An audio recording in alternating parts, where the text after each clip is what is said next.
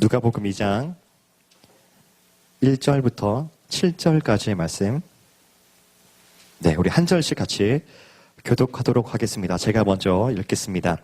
그 무렵 아우구스투스 황제가 칙령을 내려 전 로마 통치 지역은 호적 등록을 하게 됐습니다.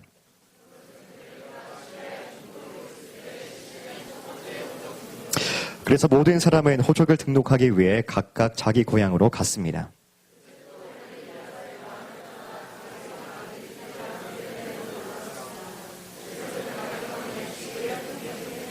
그는 약혼한 마리아와 함께 호적을 등록하러 그곳에 갔습니다. 그때 마리아는 임신 중이었습니다. 함께 읽겠습니다. 마리아는 첫 아들을 낳고는 아기를 천으로 싸서 구유에 눕혔습니다. 요간에는 그들이 들어갈 빈방이 없었기 때문입니다. 이 시간 우리 말씀을 전해주신 최성민 전사님 나오실 때 우리 사랑의 박수로 한번 모시도록 하겠습니다. 네, 할렐루야, 반갑습니다. 우리 옆 사람과 다시 한번 인사하겠습니다. 예수님께서 당신을 위해 태어나셨습니다. 네, 세상의 사람들은 이럴 때 선물을 주고 받잖아요. 저희도 오늘 특별히 선물을 한번 준비해 봤습니다. 지금 선물 좀 빨리 나눠주시겠어요? 네, 좋지 않으세요? 좋으시면 박수로 우리. 네, 빨리 나눠주세요. 빨리 나눠주세요. 네. 선물 받으면 풀지 마시고요. 그냥 가지고 계세요. 이렇게 풀면 정신이 없으니까요. 네. 그냥 막 던져도 될 것 같아요. 네. 제가 볼 때 굉장히 여유 있게 준비했기 때문에 한 사람당 하나씩 모두 다 받으실 수 있습니다. 받으시면 알겠지만 별다른 건 아니고요. 여러분들 위해서 따뜻한 겨울 보내시라고 양말을 준비했습니다.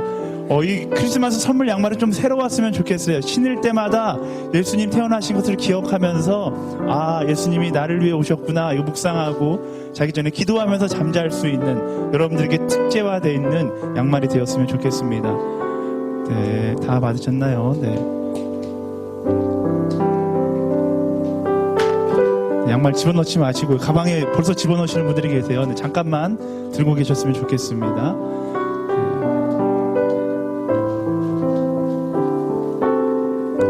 못 받으신 분들은 손을 들어서 달라고 막 외치세요. 손 주세요. 이렇게 얘기하면 빨리 갖다 주실 것 같아요. 네, 비싼 거 아니니까 너무 욕심내지 마시고요. 네, 인터넷 가시면 단돈 이렇게 얼마에 구입하실 수 있으니까 욕심내시지 않으셔도 됩니다. 네, 선물 다 받았으면 다 이렇게 선물 들어볼까요, 한번? 네, 이 시간 우리 기분을 내야 되니까 옆 사람에게 선물을 주면서 옆 사람에게 선물을 교환하면서 예수님께서 당신을 태어나셨습니다. 교환할게요. 네, 선물 교환하도록 하겠습니다. 교환하세요. 네, 자기 거 받지 말고 교환하세요. 네, 네, 이왕 공짜로 받은 거 기분이라도 좋아져야죠. 그렇죠? 네, 반갑습니다. 네, 기분 좋아지시죠? 기분 좋아지시죠? 네. 돌아오는 수요일은 크리스마스입니다. 크리스마스가 어떤 날이에요? 예수님께서 우리를 위해 이 땅에 오신 날입니다. 그래서 우리는 하늘대학부 오늘 21일이지만 크리스마스 예배를 드리고 있습니다. 이 크리스마스의 기쁨이 여러분들 마음 가운데 놀랍게 선포되었으면 좋겠습니다. 사실 예수님께서 12월 25일에 태어났다라는 말은 성경에 기록되어 있지 않습니다. 제가 지금 찾아보니까요, 12월 25일이 크리스마스로 정해진 것은 4세기 무렵이다라고 이야기하더라고요. 여러 가지 견해가 있는데 오늘이 무슨 날인지 아세요? 오늘이 한국 사람들 오늘은 무슨 날이라고 이야기하죠? 동지라고 얘기합니다. 이 동지는 태양이 이상해지는 날이잖아요. 그래서 로마 사람들은 25일을 동지라고 지켰대요. 그래서 그걸 태양의 날이라고 했는데 그 당시에 로마 주교가 태양의 날, 이교도들이 기독교에게 점령당한 날, 그래서 이교도의 가장 큰 행사를 태양의 날을 크리스마스로 바꿨다라고 이야기하더라고요. 사실상 예수님께서 12월 25일 날 태어나신 건 아닙니다. 무식한 척 하시면 안 돼요. 영년 12월 25일 날 예수님이 태어나셨어 이러면 굉장히 무식한 답입니다. 예수님이 언제 태어나셨는지는 우린 정확하게 알 수 없습니다. 하지만 그리스도인에게 크리스마스는 매일과 같은 것입니다. 매일 주님께서 나를 위해 이 땅에 오셨고 매일 주님께서 나를 위해 부활하셨음을 고백하면서 날마다 기뻐할 수 있는 하늘대학부 여러분들이 되었으면 좋겠습니다. 아멘. 이 시간 제가 기도하고 말씀 듣도록 하겠습니다. 하나님 이 시간 하나님의 말씀, 하나님의 음성이 선포되는 시간이 되게 하여 주시옵소서. 그리스도의 탄생으로 인하여 내게 주어진 하나님의 비전이 무엇인지 깨닫는 시간이 되게 하여 주시옵소서. 살아계신 예수 그리스도의 이름으로 기도드립니다. 아멘. 오늘 말씀은 여러분들이 잘 알고 있는 말씀입니다. 크리스마스가 되면 항상 반복되는 말씀이에요. 마리아가 나사렛 동네에서 베들레헴까지 이동해서 빈방이 없어서 마구간에서 예수님을 낳았다. 그 마리아의 원정 출산에 관한 내용입니다. 매번 들었을 거예요. 그래서 오늘 말씀은 좀 특별하게 이 말씀을 통해서 하나님께서 내게 허락하신 비전은 무엇인가 한번 알아봤으면 좋겠습니다. 이 말씀에 등장하는 세 가지 비전이 있어요. 첫 번째는 아우구스투스의 비전이 있고 아우구스투스 황제의 비전이 있습니다. 두 번째는 마리아의 비전이 있고 세 번째는 바로 예수님의 비전이 있습니다. 이 세 가지 비전을 통해서 과연 나에게 허락하신 비전은 무엇인가 오늘 말씀을 통해서 함께 깨달아 나아갔으면 좋겠습니다. 자, 첫 번째로 등장하는 사람은 아우구스투스 황제입니다. 1절과 2절 말씀, 1절과 2절 말씀 네, 함께 읽어보도록 할게요. 띄우셨나요? 네, 제가 보는 것과 다른가요? 오늘 자막이 조금 늦고 있어요. 네, 할렐루야. 우리 자막에게 박수 한번 쳐줄까요? 네, 힘내세요. 네, 함께 읽겠습니다. 시작. 그 무렵 아우구스투스 황제가 칙령을 내려 전 로마 통치 지역은 호적 등록을 하게 됐습니다. 이것은 구레뇨가 시리아의 총독으로 있을 때 실시된 첫 번째 호적 등록이었습니다. 아멘. 아우구스투스 황제는 역사적으로 볼 때 굉장히 야망이 있었던 사람이었다라고 역사는 기록하고 있어요. 그의 비전은 전 세계가 자기의 이름을 다 아는 것이고 더 나아가서 왕으로 불리기보다 신의 아들로 불리고 싶었었다라고 역사는 기록하고 있습니다. 오늘 말씀 가운데서 그가 호적을 등록하라고 이야기하고 있는데요. 이건 역시 그의 이름을 온 열방에 알리고 조금 더 높아지고 조금 더 자신의 권세를 자랑하고 싶어하는 그의 마음에서 시작된 행동이었습니다. 그 사람이 갖고 있던 비전은 유명해지는 것이었고 그 사람이 갖고 있던 비전은 권세를 갖는 것이었습니다. 오늘날에 수많은 사람들이 이 아우구스투스 황제와 같은 비전을 가지고 살아가요. 기독교인이든 기독교인이 아니든 너무나 많은 사람들이 유명해지고 싶어합니다. 많은 돈을 벌고 싶어하고요. 높은 자리에 올라가고 싶어합니다. 그런 것들이 자신의 비전이 된 채 살아가고 있는 거예요. 하지만 정작 그들의 비전을 다 이루었을 때 그들의 모습이 행복해 보입니까? 여러분들 주변에 부자들이 있을지 없을지 모르겠어요. 예전에 저희 친구 중에 우리나라 대기업 아들이 있었어요. 같이 지내면서 느끼는 거지만 그다지 별로 행복해 보이지 않는다라는 생각이 들더라고요. 아시는 분은 아시겠지만 제가 주님 앞에서 이렇게 헌신되기 전에 기획사에서 연예인들이랑 같이, 제가 연예인이었던 건 아니고요. 네, 오해하지 마세요. 예전에 한번 중등부한테 이런 설교를 했더니 중등부에 막 소문이 난 거예요. 최성민 전도사가 아이돌 출신이더라. 아이돌 별것 없더라 이랬는데 제가 연예인들과 함께 일했던 건 아니고요. 네, 연예인들을 이렇게 같이 제 행사를 기획하고 이런 일을 했어요. 근데 아무리 유명한 연예인이고 많은 돈을 번 연예인이다 할지라도 그들의 삶이 사실상 행복해 보이지 않았었다라는 사실을 기억하고 있습니다. 뉴스에서 보면요, 사기치고 불법으로 돈 벌려는 사람들이 가난한 사람보다 돈 많은 사람들이 훨씬 더 많아요. 이상해요. 가난한 사람들은 오히려 정직하게 살려고 노력하는데 돈 많은 사람들이 사기치고 그러잖아요. 이상합니다. 그들의 삶이 정말로 비전이 돈 많이 버는 거고 유명해지는 거고 성공하는 거면 그것을 이루었을 때 행복해야 되는데 그들의 삶은 하나도 행복해 보이지 않습니다. 그들은 삶 가운데 만족해야 되는데 그들의 삶은 하나도 만족하는 것 같지 않아요. 여러분들도 그렇게 바라보게 되면 그럴 거예요. 그들의 돈과 권력만 바라보면 물론 부럽죠. 그거 안 부럽다고 이야기하면 사람이 아니겠죠. 근데 그들의 인생을 바라봤을 때 저는 하나도 부럽지가 않습니다. 예를 들자면 세계에서 가장 권력 있는 사람이 누굴까 이번 주 한 주 동안 묵상해봤어요. 한 주 동안 묵상했는데 제가 지금 생각할 때 세상에서 가장 권력 있는 사람은 저희 부쪽 동네에 계시는 김정은 씨가 아닐까라는 생각이 들더라고요. 세상에서 사람의 목숨을 그렇게 함부로 막 죽일 수 있는, 공식적으로 죽일 수 있는 사람은 거의 없습니다. 그만한 권력을 가진 사람이 세상에 없어요. 근데 그 사람이 행복해 보입니까? 여러분들 뉴스로 보는 그 사람의 모습이 행복해 보이세요? 저는 하나도 안 행복해 보여요. 그분이 저보다 어리더라고요. 84년생인데 저는 84년생 김정은 씨보다 오늘의 교회에서 허무한 개그 막 하시고 항상 사람들에게 무시당하는 별로 가진 건 없는 정성훈 전사님이 네, 제가 막 긴장했나 봐요. 네. 제가 정성훈 전사님을 이렇게 팔려고 하다 보니까 긴장했어요. 네. 우리 정성훈 전사님이 볼 때 훨씬 더 행복해 보입니다. 생각해 보세요. 김정은 씨가 밤에 잘 때 행복하게 잘까요? 밤에 누군가 나를 죽이지 않을까 벌벌 떨면서 잘 거예요. 내일 아침 누군가 나에게 반란을 일으키지 않을까 두려워하면서 불면증에 시달릴 겁니다. 우리 정성훈 전사님이요. 어디다 갖다 놔도 굉장히 잘 자세요. 교회든 어디든 뭐 그냥 자기 집처럼 잘 주무십니다. 저 사람이 훨씬 더 행복한 사람처럼 보여요. 세상의 비전의 결론이 그렇다라는 겁니다. 더 높아지고 더 유명해지고 더 돈을 많이 벌고 싶지만 막상 그 자리에 나아가면 행복함이 없고 만족함이 없다라는 사실을 깨달을 수 있습니다.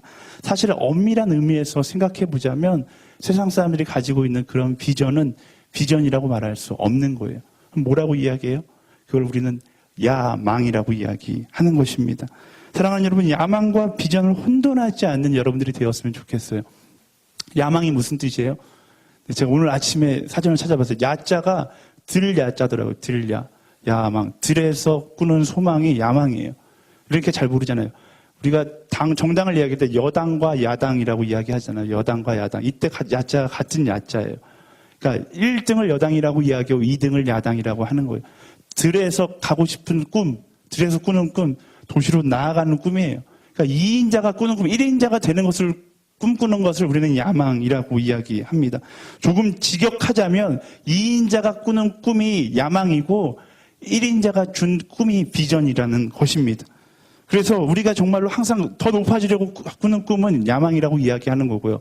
하나님께서 우리에게 주신 꿈은 비전이라고 이야기할 수 있는 것입니다. 많은 그리스도인들이 헷갈려요. 야망과 비전을 헷갈리면서 왜 하나님께서 나의 비전을 이루어주지 않는가? 라고 이야기하면서 저에게 상담하러 찾아옵니다. 근데 그 이야기를 듣다 보면 답은 하나예요. 야망과 비전을 헷갈리고 있었다라는 겁니다. 하나님의 뜻이 나의 뜻이 돼야 되는데 나의 뜻이 하나님의 뜻이 돼서 어느 순간 비전이 아니라 야망을 꿈꾸면서 하나님께 들어주지 않는다라고 이야기하고 있는 너무나 많은 그리스도인들이 있다라는 것입니다. 1인자가 되지 못하는 이상 평생 불만과 불평을 이야기할 수밖에 없어요. 야망을 꿈꾸면요. 아무리 높은 자리에 올라가도 평생 불평과 불만만 이야기할 수밖에 없는 것입니다. 왜요? 세상의 1인자는 절대로 바뀌지 않기 때문입니다.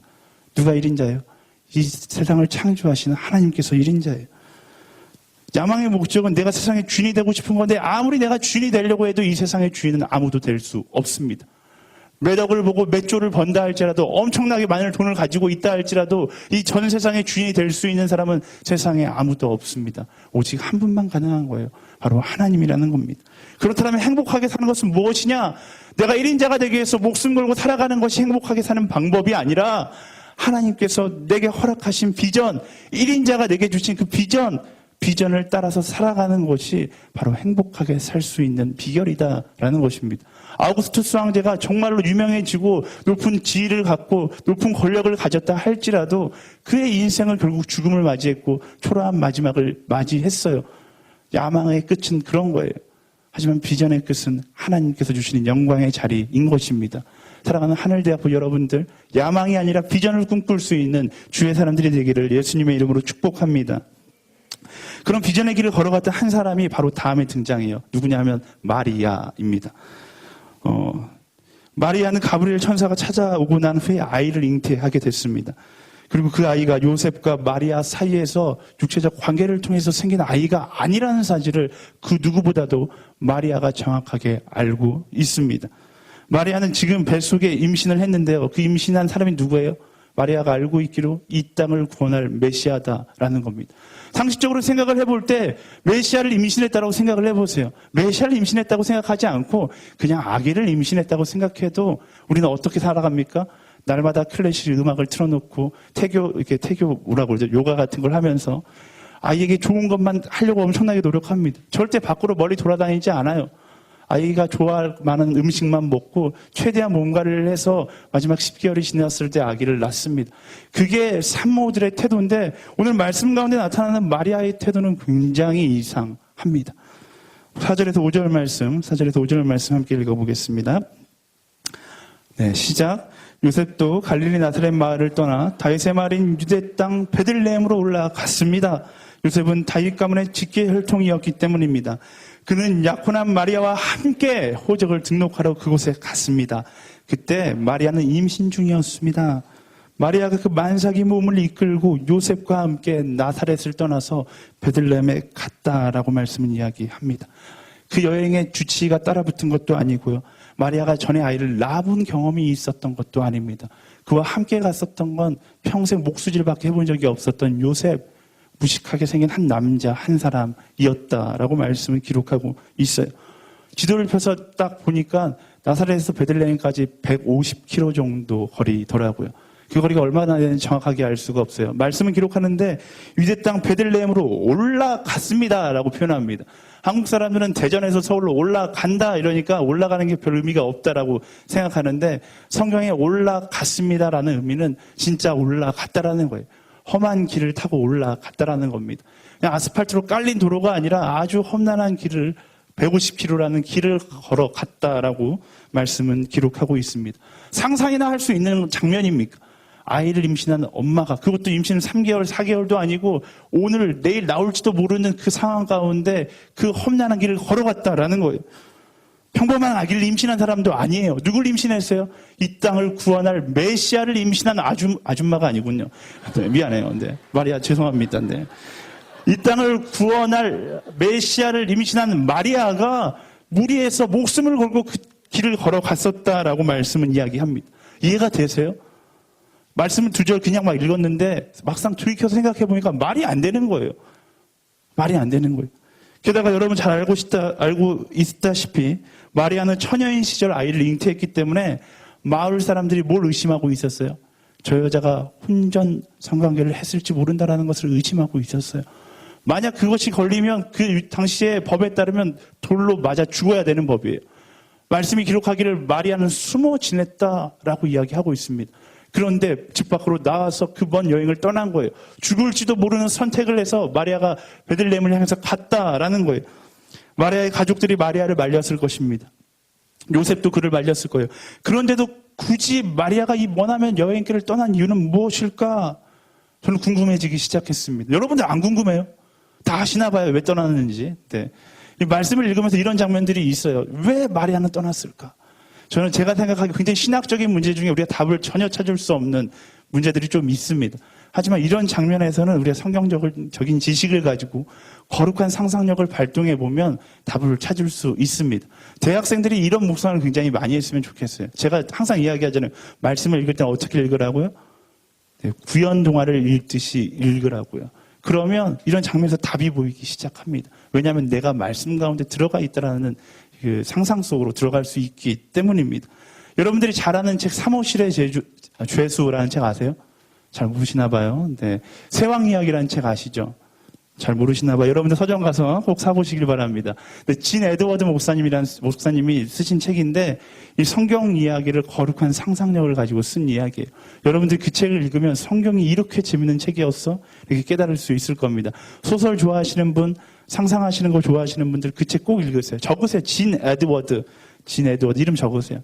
저 절대로 후회하지 않습니다. 그 책을 읽는 그 순간 왜 전도사님이 이 책을 읽으라고 했는가를 깨달을 수 있을 겁니다. 어쨌든 중요한 것은 그건 아니고요. 네, 거룩한 상상력을 가지고 이 말씀을 제가 봤어요. 왜 마리아는 베들레헴에 가야만 했을까? 왜 마리아는 베들레헴에 가야만 했을까? 2절 말씀 함께 읽어보겠습니다. 2절 말씀 시작. 2절 말씀이 아니에요. 죄송해요. 2절 말씀이 없죠. 제가 너무 긴장했어요. 네, 미가서 5장 2절 말씀인데요. 미가서 5장 2절 말씀. 네, 너무 급한가요? 준비 안 됐어요. 네, 제가 읽어드릴게요. 이스라엘 백성이라면 누구나 다 아는 그 메시아 예언의 말씀이 있었어요. 이스라엘 백성들의 꿈이 뭐예요? 메시아가 자기를 구원해 줄 것을 꿈꿨는데 그래서 누구나 다 알고 있는 말씀이 미가서 5장 2절의 예언의 말씀이었습니다. 제가 읽을게요. 그러나 너 베들레헴 에브라다야 비록 네가 유다 족속 등줄 중 아주 작지만 이스라엘을 다스릴 사람이 너로부터 나올 것이다. 그의 근본은 먼 옛날 아주 오랜 옛날로 거슬러 올라간다. 아멘. 여러분들이 읽어줘야 제가 물을 마시는데 네. 죄송해요. 네, 갈릴리 태생이었던 마리아 어쩌면 태어나서 단 한 번도 막 헷갈리기 시작했어요. 나사렛을 떠나본 적이 없는 나사렛 촌뜨기 소녀였을지 모릅니다. 그녀에게 예수님을 임신하는 한 가지 질문이 생겼는데요. 이 미가서 5장 2절 말씀 마리아는 알고 있었어요. 모든 이스라엘 백성들이 다 알고 있기 때문에 알고 있었어요. 근데 미가서에는 뭐라고 예언하고 있어요? 왕은 베들레헴에서 난다라고 이야기했어요. 왕을 누가 임신했어요? 마리아가 임신했는데 마리아는 나사렛에 있고 왕은 베들레헴에서 나고 마리아가 막 혼돈, 나는 나사렛, 쟤는 베들레헴. 막 혼돈되기 시작하는 거예요. 날마다 기도했어요. 하나님, 이게 무슨 일입니까? 한 번도 베들레헴에 가본 적이 없는데 나사렛에 사는 이 촌뜨기 소녀가 어떻게 베들레헴에 가겠습니까? 기도하기 시작했어요. 기도했는데 답이 없어요. 배는 점점 불러오고 이제 오늘 내일 하고 있는데 갑자기 나라에서 칙령이 떨어졌어요. 모든 사람들은 호적을 다 등록해라. 근데 어떻게 등록해요? 호적을 등록하려면 다 고향에 가라고 이야기하는 거예요. 마리아가 별로 귀담아 듣지 않았을 겁니다. 자기는 나사렛에서 등록하면 돼 이렇게 생각하고 있었을 거예요. 어느 날 밤 요셉이 마리아 앞에 와서 무릎을 꿇고 사죄하기 시작합니다. 마리아, 미안해. 내가 이제 진실을 밝혀야 될 것 같아. 내가 그때 진실을 말했으면 나를 떠날 것만 같았어. 뭐 이런 드라마 같은 대사를 막 합니다. 마리아가 깜짝 놀라서 요셉 왜 그래요? 이렇게 인사를 했겠죠. 저 연기력이 부족해서 죄송해요. 다음부터는 MC들을 데려다가 이런 거 연기를 시키도록 하겠습니다. 네, 그래서 요셉 무섭게 왜 그래요? 이렇게 대답했어요. 그러자 요셉이 이야기하는 겁니다. 마리아, 사실 나 나사렛 사람이 아니었어. 그동안 속여서 미안해. 내가 진실을 이야기하면 당신이 날 떠날 것 같아서 두려웠어. 마리아가 놀라면서 대답합니다. 어쩐지 사투리가 좀 섞여져 있었던 것 같아. 그러면서 물어보는 거죠. 근데 당신 고향 어디예요? 요셉이 이야기하면 베들레헴이 그 당시에 좋은 동네가 아니었어요. 예루살렘의 위성 도시였는데 어떤 도시냐? 들어가면서 예루살렘에 제사를 지르러 갈 때 동물들을 사가지고 들어가는 도시였어요. 한마디로 베들레헴 이름은 굉장히 좋은데 빵집이라는 뜻인데 빵은 없고 뭐만 있어요? 동물들만 잔뜩 있는 동네가 바로 베들레헴이었어요. 한마디로 우리 옛날로 따지면 백정의 도시가 베들레헴이었던 거예요. 요셉이 이야기하면서 사실 나 베들레헴 출신이야. 미안해. 당신 이제 아기가 하루 이틀이면 나올 것 같은데 빨리 나 혼자 베들레헴에 가서 호적 등록하고 올게. 이야기를 들었던 마리아의 심정은 어땠을까? 한마디로 소름이 쫙 끼쳤을 것 같습니다. 그리고 요셉에게 이야기했죠. 베들레헴 나도 가겠소 라고 이야기했겠죠. 마리아의 결단을 말릴 수 있는 사람은 아무도 없었어요. 왜요? 그 안에 예언의 말씀 성취를 향한 비전이 그 순간 선포되었기 때문입니다. 아, 내가 이렇게 베들레헴을 가야만 하는구나. 확신이 있었어요. 때로는 하나님이 이렇게 강력하게 여러분들에게 말씀하실 때가 있습니다. 그게 야망과 비전의 차이예요. 야망은 아무리 매달려고 하나님한테 뭐 응답해달라고 이야기해도 하나님은 절대로 대답하시지 않습니다. 왜? 나의 욕심 때문에 그런 거예요. 근데 비전은 어떤 거예요? 하나님께 물으면 하나님께서 이렇게 강력하게 부르심으로 응답하시는 것이 바로 비전이다라는 것입니다. 아마 정말로 많은 사람들이 마리아를 말렸을 겁니다. 마리아의 가족도 마리아의 친구도 요셉도 마리아를 말렸을 거예요. 근데 마리아의 마음을 꺾을 수는 없었어요. 심지어 오늘 내일 임신한 그 몸을 가지고 있는 마리아였음에도 불구하고 하나님의 부르심이 너무나 강력했기 때문에 꺾을 수 없었던 것입니다. 저는 여러분들의 인생 가운데 이런 비전을 향한 하나님의 강력한 부르심이 있게 되기를 소망합니다. 기도하세요. 그러면 하나님께서 강력하게 부르세요. 이런 강력한 부르심 경험해 보신 분 있으세요? 이런 간증이 우리 하늘 공동체에 매주 막 넘쳐났으면 좋겠어요. 부르심이 있으면 저한테 전화하세요. 이 앞에 나가서 마이크 들고 간증할 수 있게 해드릴게요. 제가 아마존 갈 때 이런 강력한 부르심이 있었어요.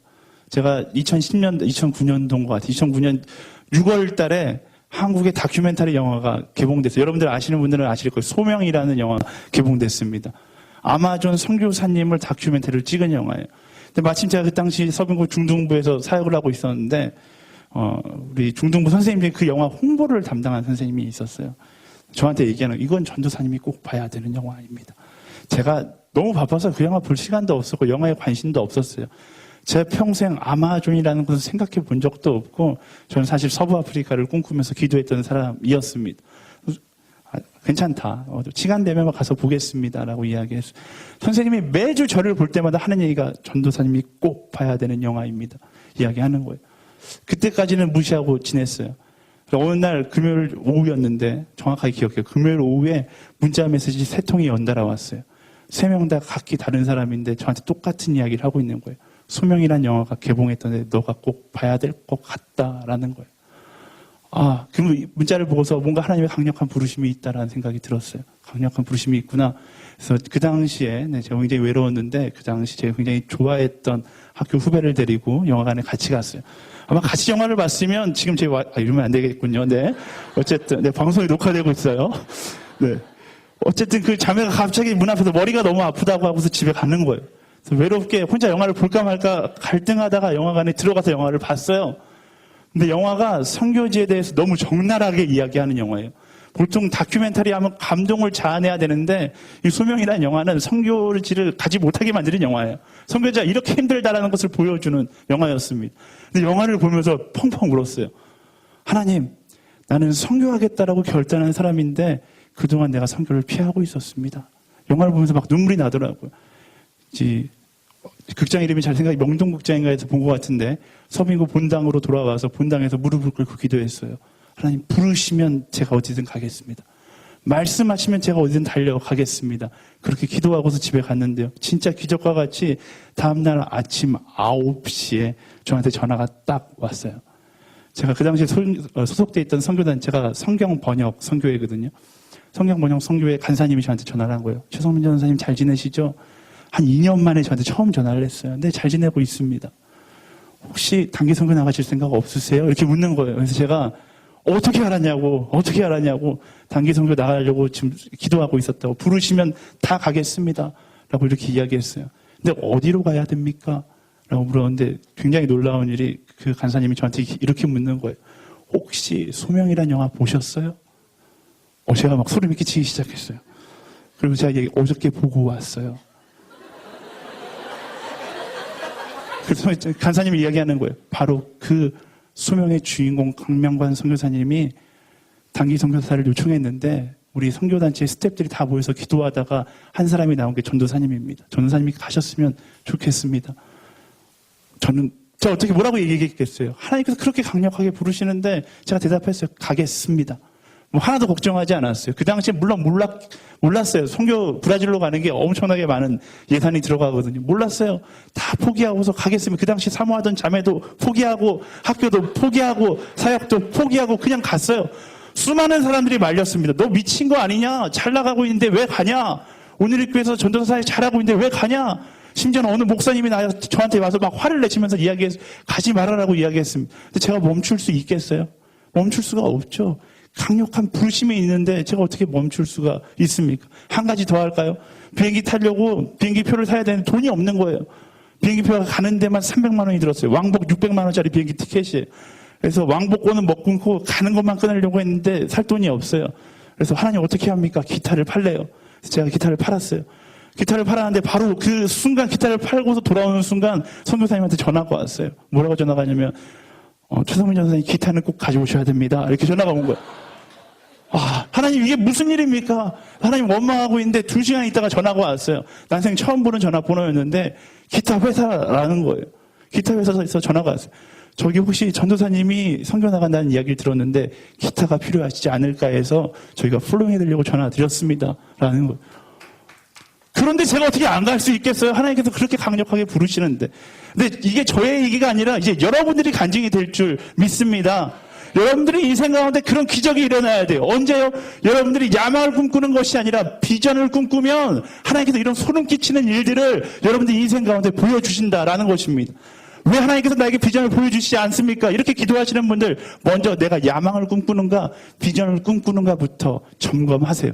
비전을 꿈꾸고 기도하는 사람에겐 하나님께서 보여주시는 것입니다. 마리아에게 일어났던 기적, 저에게 일어났던 기적이 바로 여러분들에게 일어나게 되기를 축복합니다. 마리아가 그 길을 걸어가게 됐어요. 하지만 그 말씀이 성취되었다고 해서 그 길이 변화되는 건 아닙니다. 그 험난한 길이 갑자기 아스팔트가 쫙 깔리는 이런 놀라운 기적이 일어나는 것은 아니에요. 어려움이 여전히 그대로 있는 것입니다. 아마존에 제가 간다고 해서 아마존의 모든 나무들이 다 잘라 베어지고 평지가 되는 놀라운 기적이 일어나는 것은 아닙니다. 여전히 어려움은 남겨져 있는 거예요.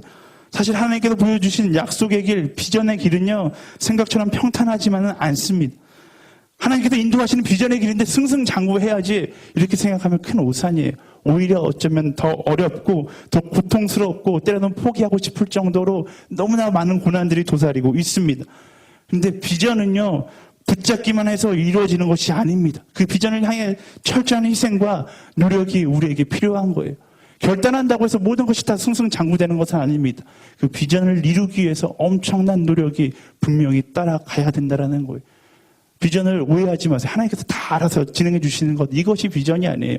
하나님께서 비전을 주셨으면 그 비전에 합당한 대가를 지불하면서 전진해 나아가야 하는 것입니다. 여러분들 새벽 예배 드리고 있으세요? 새벽 예배 드리셔야 됩니다. 네. 지금 송구영신 새벽 예배로 화요일마다 간증자가 올라오고 있어요. 지난주 화요일에 로봇다리 쇠진군이 나가서 간증을 했습니다. 이상준 목사님이 이 간증을 들으면서 굉장히 은혜를 받으셨다라고 이야기하시더라고요. 저도 똑같은 장면에서 은혜가 오더라고요. 간증 중에 어머니가 세진을 교육하면서 이런 얘기를 하셨대요. 어린 시절 세진이가 너무 힘들어하니까 세진아, 상상할 수 없는 꿈을 꾸고 싶지 않니? 이렇게 물어봤다는 거예요. 세진이가 네 엄마, 상상할 수 없는 꿈을 꾸고 싶어요. 어머니가 뭐라고 이야기했을 것 같아요? 그럼 우리 상상할 수 없는 노력을 하자라고 이야기했다고 합니다. 비전을 꿈꾸기 원한다면 상상할 수 없는 노력을 해야 하는 거예요. 비전을 꿈꾸는 것을 좋아하면서 그 비전을 이루기 위해서 노력하지 않는다라면, 그냥 받기만 하고 그 비전을 위해서 노력하지 않는다라면 어리석은 거죠. 그 비전이 아무리 좋은 비전이라고 해도 나의 노력이 없으면 썩은 비전이 될 수밖에 없는 것입니다.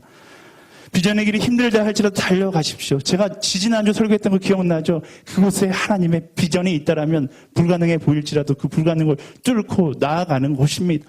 그러면 하나님께서 인도하세요.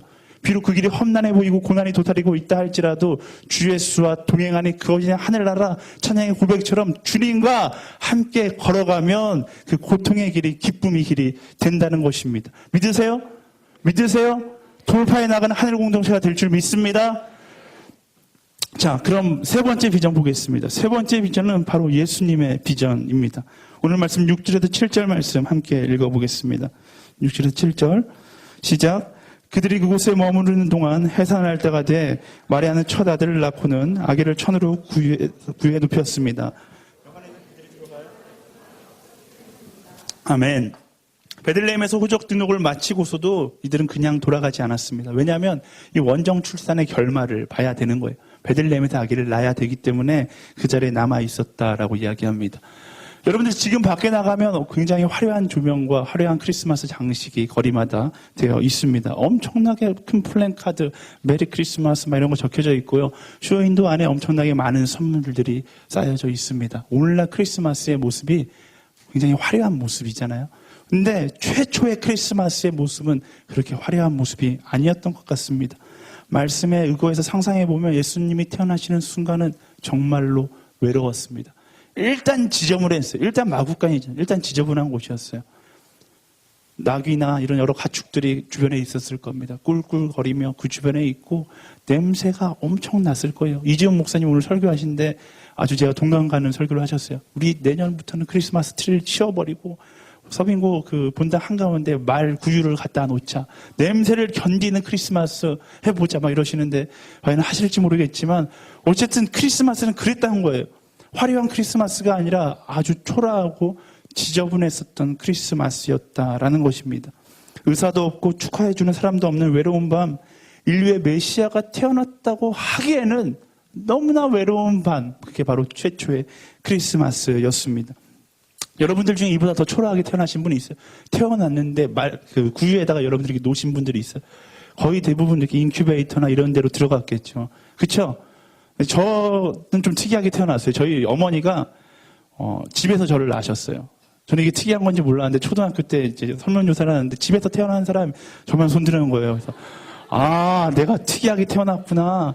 근데 저하고는 비교가 안 되는 거예요. 집에서 태어난 할머니가 받아준, 축하해주는 사람은 그나마 할머니라도 있었지, 이 상황엔 할머니도 없는, 받아주는 사람도 없는 그런 아주 초라한 상황이었다라고 말씀을 이야기하고 있습니다. 예수님은 진짜 초라하고 지저분한 곳에 태어났어요. 예수님에서 가장 낮은 곳에서 가장 초라한 모습으로 태어났는데 왜 예수님은 이렇게 태어나실 수밖에 없었는가? 라는 질문이 제 안에 들더라고요. 여러분들도 그런 질문을 하셔야 돼요. 말씀을 읽는데 예수님은 왜 이렇게 지저분한 곳에서 태어났는가? 만약에 내년에 말구유가 진짜 본당 앞에 놓이면 여러분 생각하겠죠. 왜 예수님은 구유에서 태어나셔서 나를 이렇게 괴롭게 만드는가? 이렇게 묵상하게 되겠죠. 궁금하지 않아요? 왜 예수님께서 그렇게 지저분한 곳에서 태어나셨을까? 그 이유는 빌립보서 2장 6절에서 8절 말씀에 설명하고 있습니다. 빌립보서 2장 6절에서 8절 말씀 준비됐나요? 네, 함께 읽겠습니다. 시작. 그분은 본래 하나님의 본체셨으나 하나님과 동등됨을 기득권으로 여기지 않으시고 오히려 자신을 비워 종의 형체를 가져 사랑의 모양이 되셨습니다. 그리고 그분은 자신을 낮춰 죽기까지 순종하셨으니 곧 십자가에 달려 죽으신 것입니다. 예수님이 태어나신 마국간은 비천함, 가장 낮은 것을 상징합니다. 다시 말해서 가난한 사람이나 부유한 사람이나 누구나 다 올 수 있는 곳을 상징하는 거예요. 낮은 곳이라는 게 그런 거예요. 가난한 자나 부유한 자나 병든 자나 누구나 다 쉽게 다가갈 수 있는 곳이 바로 낮은 곳이다라는 것입니다. 그게 예수님의 비전이었어요. 가장 낮은 곳에서 모든 자를 사랑하기 원하셨던 예수님, 바로 그것이 예수 그리스도가 이 땅에 태어나시면서 꿈꾸셨던 비전이었다라는 것입니다. 하나님께서 예수님을 보내셨던 이유가 바로 이거예요. 가장 낮은 곳에서 모든 사람을 사랑하라는 것입니다. 만약 예수님이 왕의 자녀로 태어났다고 생각해 보세요. 왕의 자녀로 태어났다고 생각해 보세요. 어떤 부유한 자의 예수님은 될 수 있었겠죠. 하지만 가난한 자의 예수님은 될 수 없었을 거예요. 병든 자의 예수님은 될 수 없었을 것입니다. 하지만 예수님께서 모든 권세를 포기하고 가장 낮은 곳에 오셨기 때문에 모든 인류를 사랑하는 예수님이 되실 수 있었다라는 것입니다. 이런 면에서 제가 말씀을 묵상하다가 생각이 났어요. 이런 면에서 보면 지금 밖에 수많은 이단들이 있잖아요. 자기가 제리메스라고 이야기하는 사람이 굉장히 한국에서 한 60명의 예수님이 살고 계시다라고 이야기합니다. 이런 재림 예수님이라고 이야기하고 참 민망해요. 이런 재림 예수와 진짜 예수님의 차이점이 뭐예요? 이런 재림 예수들은 자기가 높아지려고 합니다. 그렇잖아요. 자기가 찬양받으려고 이야기하고 자기가 조금 더 많은 권력과 많은 부를 누리려고 노력합니다. 근데 진짜 예수님은 그러시지 않았다는 거예요. 진짜 예수님은 높아지기보다 오히려 낮은 곳에서 함께 하셨다라는 것입니다.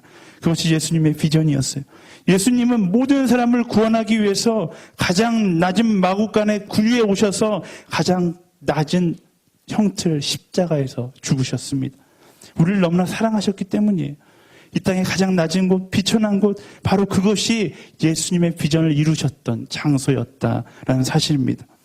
우리가 이 아기 예수님을 바라보면서 무엇을 깨달을 수 있습니까? 세상은요, 세상의 야망은 올라가라고 이야기합니다. 세상의 야망은 끊임없이 계속해서 위로 이걸 강조해요. 하지만 하나님의 비전은 반대예요. 낮아지라는 거예요. 아래로 내려가라 라고 이야기하고 있는 것입니다.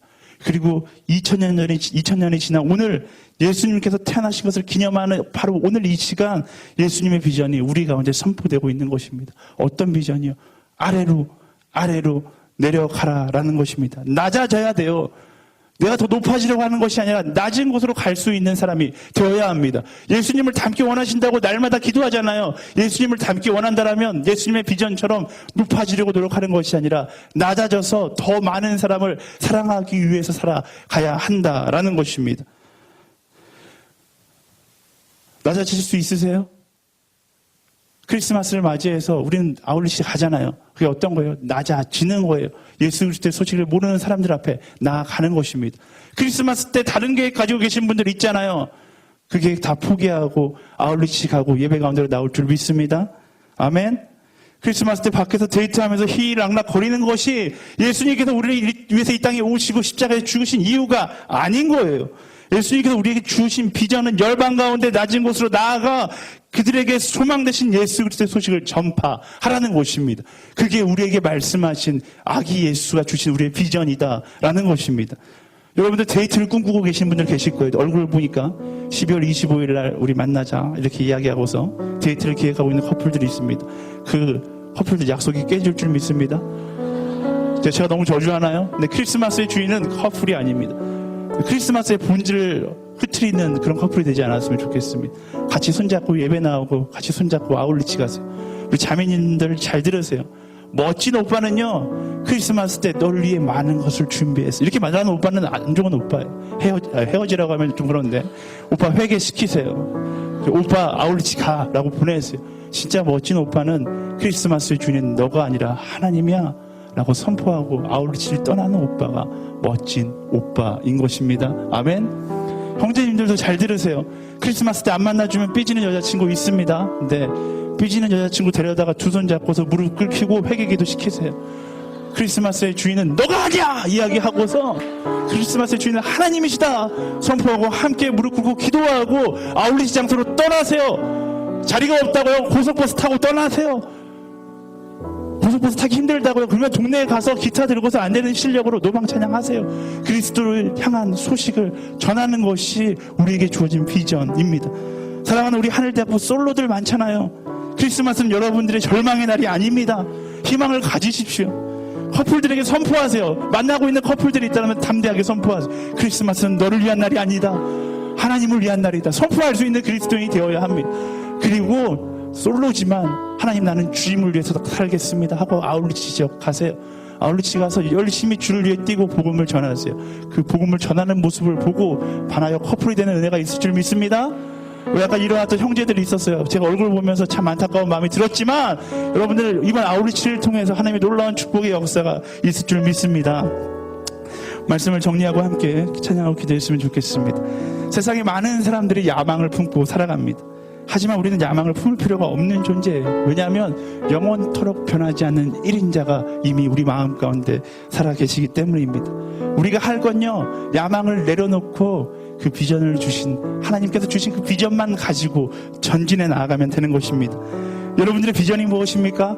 오늘 말씀을 통해서 우리는 깨달았어요. 가장 낮은 곳을 향해서 가는 것이 우리의 비전입니다. 여러분들 마음 가운데 가장 높은 것을 향해서 가는 것이 여러분들의 비전이었다면 오늘 그 비전이 변화될 줄 믿습니다. 높은 곳을 향하여 가는 것이 아니라 낮은 자를 향하여 가는 것이 우리의 비전입니다. 예수 그리스도가 그러셨던 것처럼 그리스도의 사랑을 모르는 비천한 곳을 찾아서 예수 그리스도의 소식을 전하는 것, 그것이 바로 우리의 비전입니다. 때로는요, 그 길 가운데 고통이 있고 어려움이 있고 고난이 있을 수 있어요. 하지만 그것 때문에 두려워하지 마십시오. 하나님께서 동행하면 그 고난 가운데서도 참된 평안을 경험하게 되는 것입니다. 여러분들이 야망을 버리고 비전을 품고 있다면 하나님께서 그 고난의 길 가운데 승리하게 하실 것입니다. 때로는 낮아지는 게 힘들어요. 자존심도 상하고 낮은 곳으로 가는 게 내키지 않을 수 있습니다. 하지만 그럴 때마다 생각하세요. 2000년 전 여러분들이 오신 예수님은 가장 낮은 곳에서 태어나셨고 가장 초라한 십자가 위에서 바로 여러분들 위해 죽으셨다라는 겁니다. 갈보리 언덕을 걸어 올라가셨던 예수님의 모습을 생각하면 막 가슴이 미어지지 않습니까? 인류의 메시아가 매를 맞으면서 그 갈보리 언덕을 올라간 거예요. 사람들의 조롱을 받으면서 올라간 거예요. 빨가 벗겨져서 사람들을 수근대는 그 수근거림을 들으면서 올라갔어요. 왜요? 나를 사랑하셨기 때문입니다. 그 예수님을 생각하면서 내가 걸어가는 길 가운데 두려움이 있다 할지라도 어려움이 있다 할지라도 걱정하지 마세요. 그것보다 예수님보다 초라한 모습이 되지는 않습니다. 예수님을 생각하며 승리할 수 있는 여러분들이 되었으면 좋겠습니다. 십자가에서 죽으셨던 예수님을 기억하며 감사하며 그를 따라 나아갈 수 있는 여러분들이 되었으면 좋겠습니다.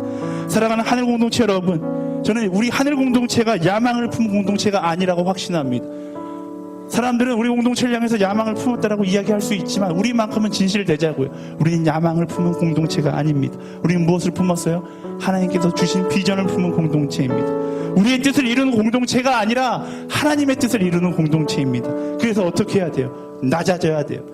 교육자인 제가 낮아져야 되고요. MC들이 낮아져야 되고 그룹장이 낮아져야 되고 순장들이 낮아져야 되고 순원들이 낮아져야 돼요. 저는 세상 모든 오늘의 교회 모든 공동체 가운데 가장 낮은 공동체가 하늘 공동체가 될 줄 믿습니다. 그래서 온 인류를 사랑할 수 있는 공동체가 될 수 있는 우리가 되기를 축원합니다.